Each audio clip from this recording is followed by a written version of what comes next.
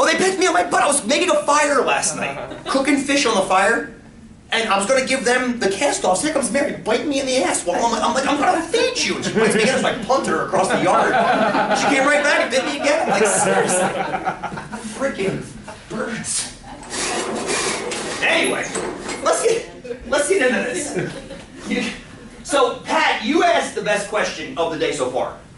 You guys had the best statement and the best concern so far. But the best question of the day is, how do we tie in the roosters? Like, how do we now tie them in? I've talked exclusively about chickens. So what I want to do is, I want to build our flock one bird at a time. One bird at a time, and I want to build a probability distribution for each of the possible numbers of flocks, starting with one, Bertha, just Bertha, and working our way up to 4, and show you how the roosters come in. I've discovered, in the past, it makes the most sense to start with one bird and work up to 4, rather than just going right into 4. Is that fair enough? So let's start with flock number 1. I hit record. I did.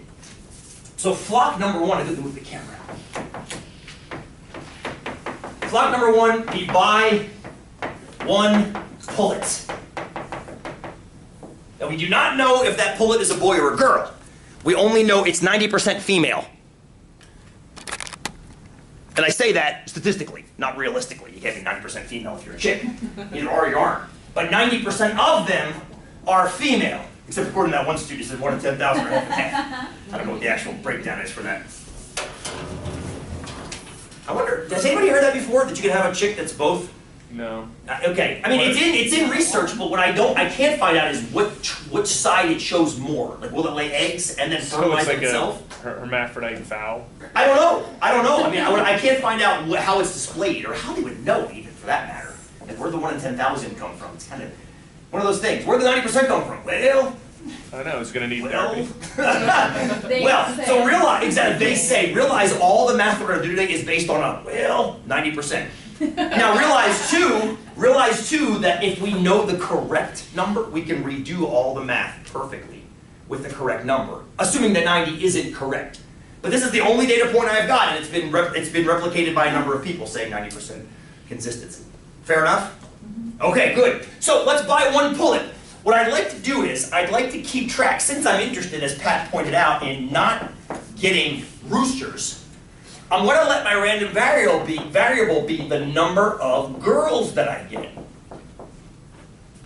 out of a bird. Number of girls that I get out of a bird. So I bought 1 little pullet, brought it home in a Happy Meal box. Max brought it home, actually. Puts it in his lap, loves it, names it. How many girls could I have? That bird that's sitting in his lap.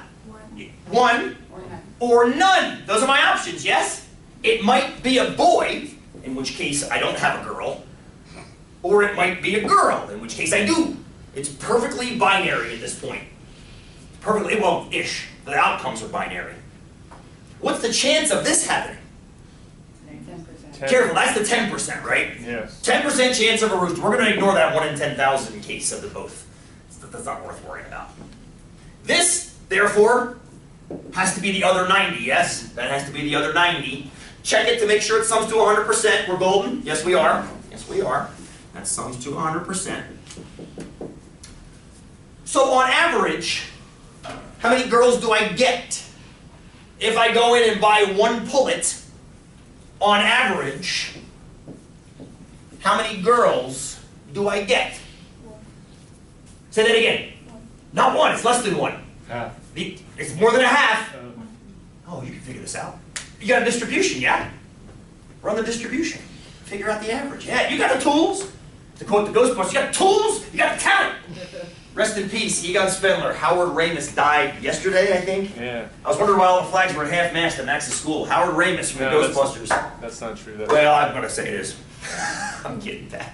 No, that was. I'm sure it was something more important than Howard Ramis. Well, it was John. His name was John Pelham. Got it. Got it. I didn't know him. Egon. I grew up with Egon, so.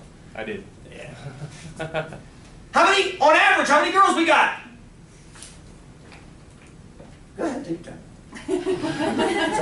Don't worry. It's actually easier to do this one without your TIs, believe it or not. If you remember back to how we calculate them, it's just that times that plus that times that. 0.9. 0.9! 0.9 girls out of every pullet.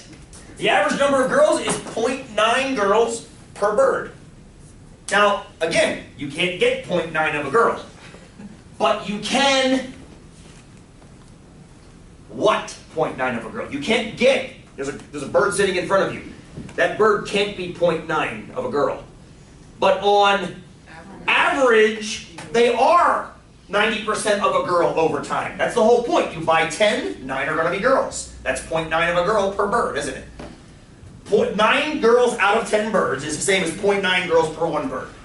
It's a stupid way of looking at it, but so is 2.5 children per family in the census. That's another way of saying 25 children per 10 families. It's just, if you don't like it, just move the decimals out until you get one that you do like. Is that fair? Yeah. Good. So, this makes sense, hopefully. You're never get the only way, whoever said that on average there's one girl per sample, I love that answer, by the way. I love that answer because either you do or don't have a girl, and 90% of the time you get a girl. So on mode, it is one. Your modal number of girls is one, and your median number of girls is one. But your average number of girls has to be less because the zero pulls it away from 100%. The only way for the average to be 100, or for one bird, would be that no chance at all of there being a rooster in the identification process, which I can't even imagine what they. Does anybody know how they sex them? All I've been told is they do. Is it chemical?